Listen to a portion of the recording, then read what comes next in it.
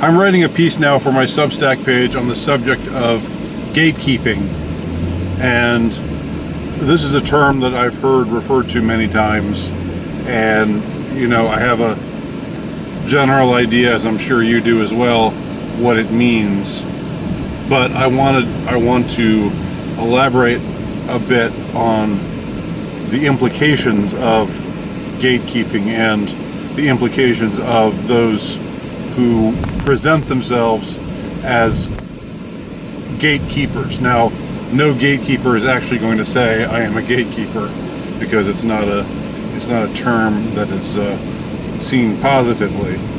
So any gatekeeper will deny that he or she is truly a gatekeeper, but that doesn't change who that person is. So first of all, some general thoughts. I don't want to get into the specifics again of what I encountered. What was it? A couple of weeks ago now, with my now I suppose somebody commented my default enemy, or somebody that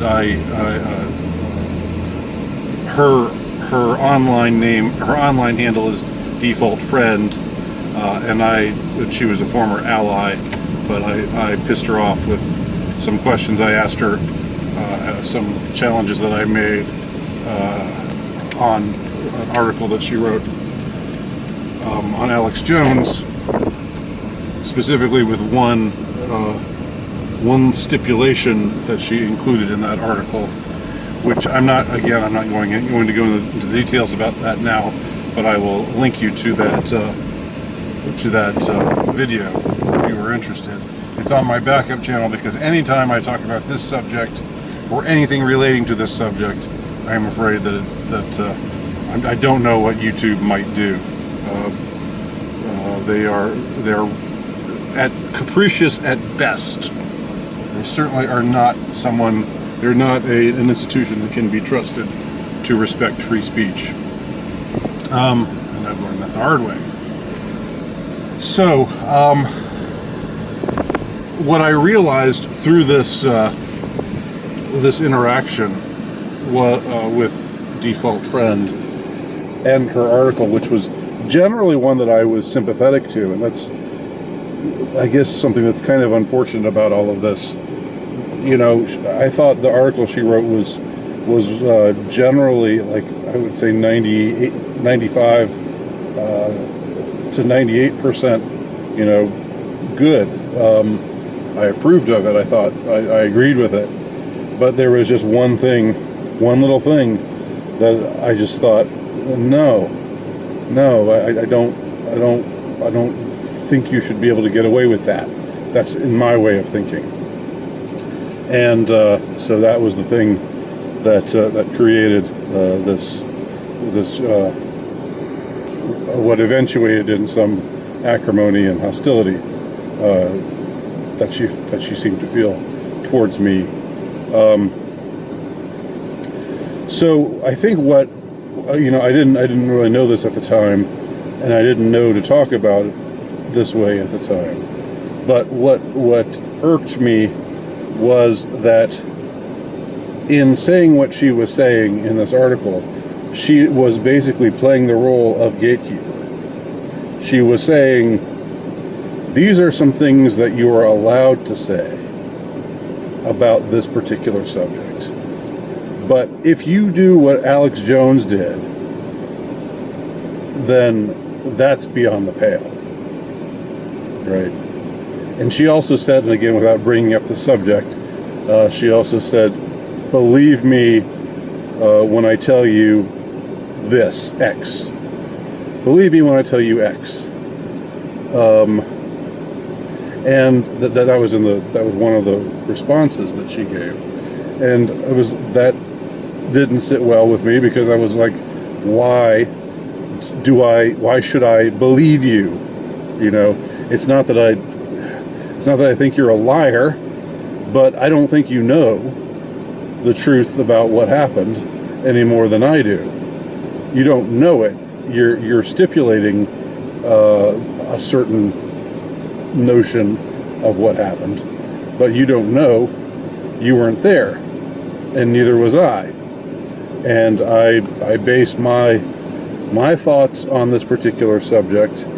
I base it on I don't want to say research that's making it seem a little too formal. I don't want to puff myself up here, but I base it on what I've looked into regarding this subject.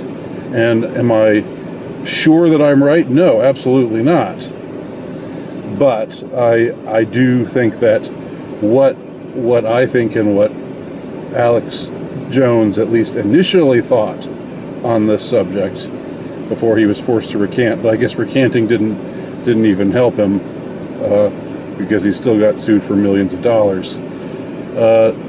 I don't think that should be just relegated. That should be beyond the pale. I don't think people who have that, who reflect in that manner and come to this, not conclusion, but this hypothesis. It's nothing like a conclusion, because we don't know. You know, what we're told on the news, we never know. We never know what's true and what isn't. That applies to everything they show us on the news. Okay? Everything. And I don't think that that it's out of bounds to wonder if certain news stories are entirely fabricated, because, you know, again, not to get too heavily into this, but I've made reference before to the Smith-Mundt Act, the repeal of the Smith-Mundt Act in 2012. The Smith-Mundt Act, which was initially signed into law, I believe in 48, or somewhere around then, just after World War II, it said, it stipulated that the government is not allowed to propagandize its own citizens. Now, there's still, it's still a little bit, you know, it's still a little weird that they say, yeah, we're allowed to propagandize other people around the globe.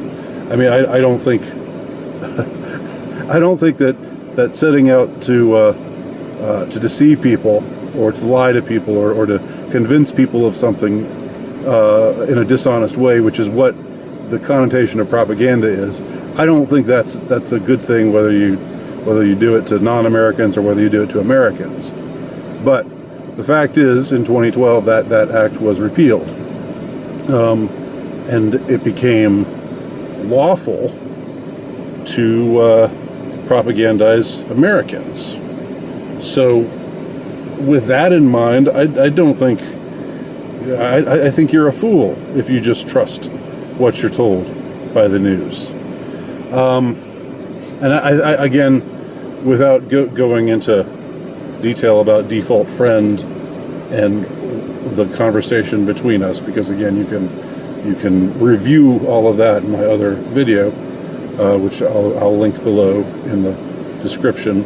But without going into all of that, I simply want to reflect on, and this is what I'm writing about right now, and then when I publish what I'm writing right now, you know, it'll be, my thoughts will be more formally and hopefully you know, articulately stated. But what I saw in action in this exchange between myself and default friend was that default friend was acting as a gatekeeper. Now, she would probably angrily deny that she was any such thing. But what she was doing was she was saying, it's okay to say X, Y, and Z about this subject. But if you venture to say A, B, and C about this subject, then as Alex Jones did, then, man, you are beyond the pale. You are not worthy to be accorded respect. You are a fanatic. You are thoroughly irresponsible, and so forth, and all this sort of casting of aspersions. I don't agree with that at all. And I don't think that she nor anyone else, I mean, anyone can feel the way that they feel, but I don't think that she or anyone else gets to decide what a conspiracy theorist or whatever we are, whatever you want to call us, gets to decide what it's proper for us to the idea is that it's proper for us to entertain, and the idea is that it's totally irresponsible and improper, and we should be ashamed if we entertain. And that's I think what ultimately sticks in my craw the most. It's this effort to shame. I don't take well to being shamed needlessly, because I don't believe the fucking media. I think the media lies all the time. To think that they would be incapable of cooking up a whole story from scratch is idiotic. They probably do it, and it's even lawful for them to do it, right? Because they now have the fallback where they can say, hey, Smith-Mundt Act repealed, we can propagandize when we want to propagandize. What does it mean to propagandize? Well, it means, I think it doesn't mean that you have to have any journalistic ethics at all. You can, the end with propaganda, the end justifies the means. And if you want to scare Americans into giving up their guns, then it's perfectly proper to do so for a propagandist, right? If the end is a worthy one, or if the end is decided to be something that people ought to do.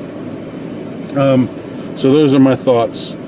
I think I've just been skirting the line of what I can say here, and we'll see what happens. But those are my thoughts about gatekeeping, and I hadn't really even meditated or ruminated very much on this subject before this interaction with Default Friend.